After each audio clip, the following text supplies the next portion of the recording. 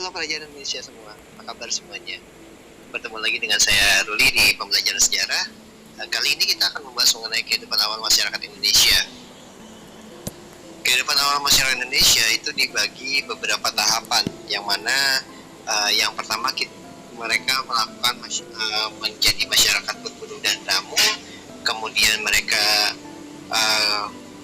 pindah ke tingkat masyarakat berburu dan meramu tingkat lanjutan, masyarakat bercocok tanam dan berternak, serta masyarakat perundagian. Apa itu masyarakat perundagian? Kita akan bahas. Yang pertama adalah pada tahap masyarakat berburu dan meramu. Pada tahapan ini, perkembangan masyarakat pada masa ini berjalan sangat lambat karena manusia hidup bergantung dengan alam. Makanan diperoleh dengan cara berburu dan mengumpulkan umbi-umbian dan menangkap ikan yang seadanya di alam saja. Mereka hidup dalam kelompok-kelompok kecil. Hal ini untuk memudahkan langkah dan gerak mereka dalam mengikuti binatang buruan atau mengumpulkan makanan. Hidup mereka berpindah-pindah atau nomaden, dan pemilihan pemimpin dengan menggunakan sistem primus inter pares, menggunakan berbagai alat dari batu dan tulang.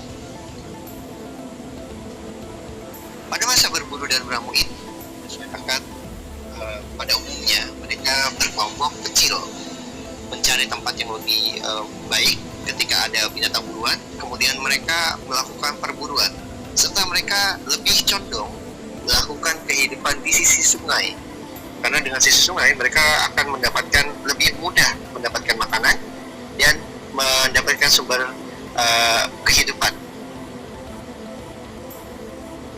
Yang berikutnya adalah masyarakat berburu dan meramu tingkat lanjut. Pada masa ini mereka hidup masih tergantung dengan alam, mulai lama tinggal di suatu tempat di dalam gua-gua semi sedenter, dan karena tidak lagi berpindah-pindah tempat, mereka memiliki waktu luang untuk melakukan hal lain seperti membuat lukisan di dinding gua yang mereka tinggali. Lukisan yang mereka buat masih berkaitan dengan kepercayaan awal, penghormatan kepada ayah nenek moyang, menggambarkan binatang buruan atau binatang yang dianggap suci, dan gambar telapak tangan yang berwarna merah sebagai penolak roh jahat dan kesuburan. Lukisan di dalam gua tersebut itu biasanya disebut Abyssal Source. Ini terdapat di beberapa gua di Indonesia, contohnya ada di Cipacitan. Salah satunya gambar tangan yang cukup nampak di gua tersebut. Berikutnya adalah masyarakat bercocok tanam dan berternak. Pada masa ini, masyarakat sudah hidup menetap, sudah ada perkampungan yang dekat dengan mata air seperti sungai. Adanya pembagian kerja secara sederhana antara laki-laki dan perempuan, yaitu laki-laki tugasnya ada hubungannya dengan mengerjakan lahan, sedangkan perempuan berkaitan dengan tugas-tugas melaksanakan penyelenggaraan rumah tangga. Laki-laki juga di sini mereka lebih condong untuk melakukan perburuan, sedangkan perempuan biasanya bercocok tanam di sekitaran rumah.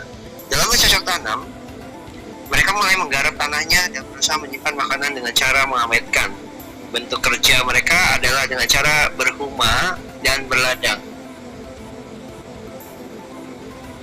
Kalau kalian tahu, menurut Tommy Pire, dalam Nusa Jawa Islam Budaya, pada masa awal masyarakat Nusantara, mereka melakukan pembukaan lahan dengan cara slash and burn atau tebang dan bakar.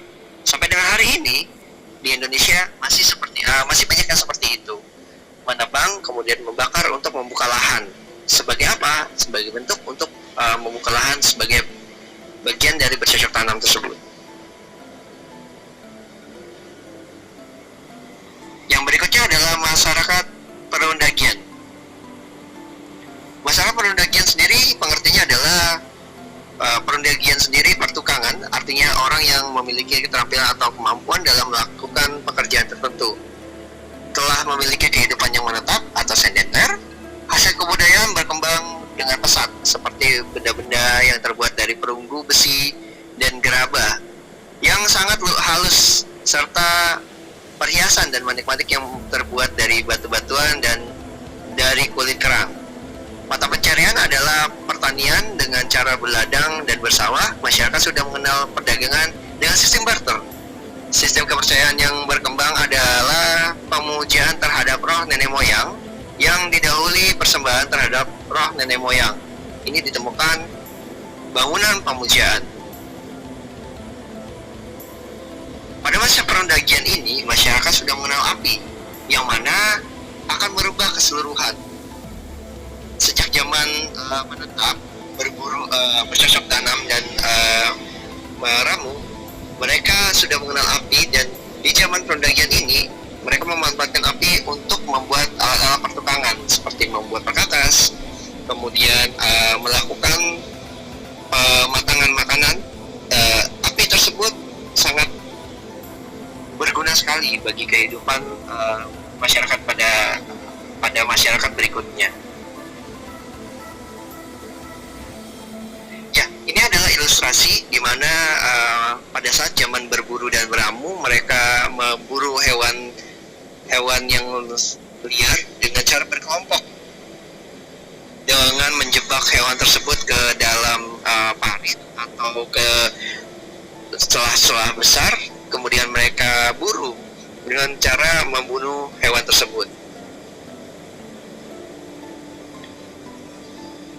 Ada yang paling unik dari masyarakat masyarakat praaksara di Indonesia, di Nusantara. Ada satu hal yang menjadi penemuan cukup besar.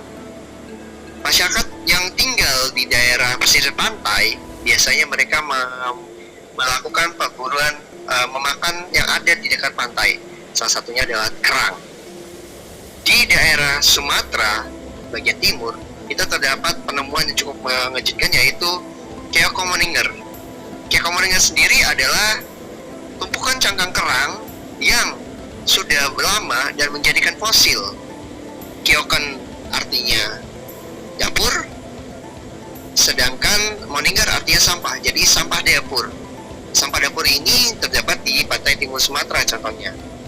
Ini adalah contoh gambar dari tumpukan cangkang kerang tersebut di pesisir pantai.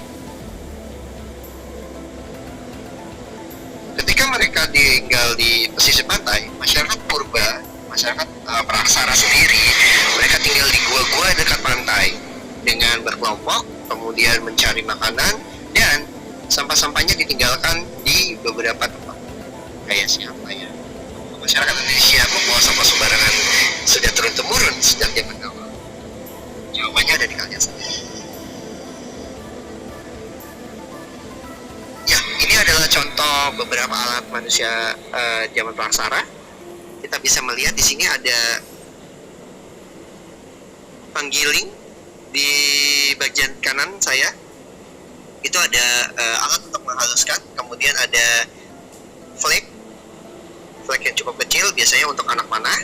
Kemudian ada kapak genggam di situ untuk bercocok tanam atau melakukan perburuan. Untuk yang berada di pelepah pohon itu adalah sejenis bulir-buliran yang bisa menjadikan racun di anak panah untuk berburu hewan.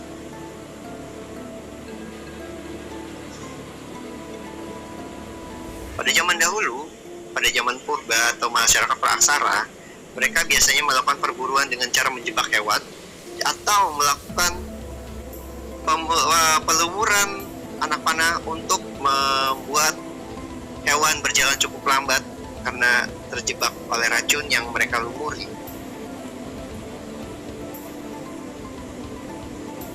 Ini adalah proses pembuatan dari kapak rimbas atau kapak genggam seperti itu. Kita bisa lihat di sini.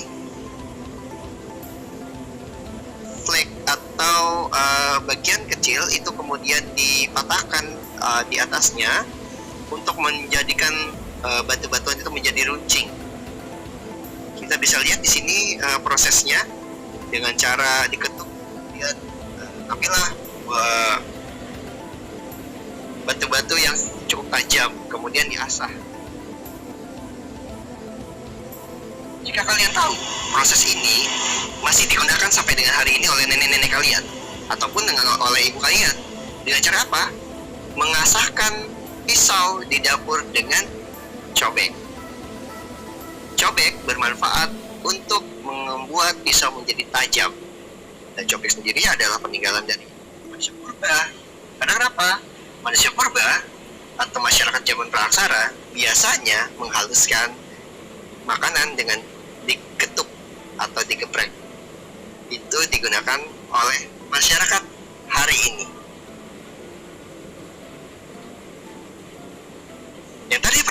Yang tadi saya bilang bahwa masyarakat praaksara mereka belum mengenal tulisan, tetapi mereka menggambarkan kejadian pada masa mereka dengan cara melukis di dalam gua. Seperti inilah Aebisorus.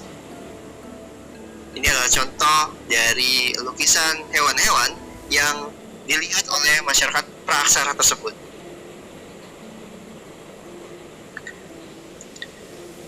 Kalian bisa lihat bahwa ini adalah contoh hewan-hewan yang digambarkan oleh masyarakat praaksara.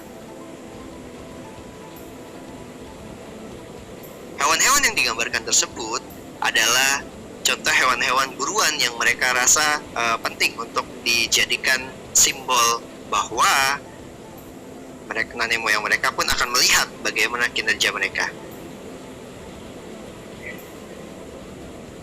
Ini adalah alat-alat di zaman perendagian yang lebih modern.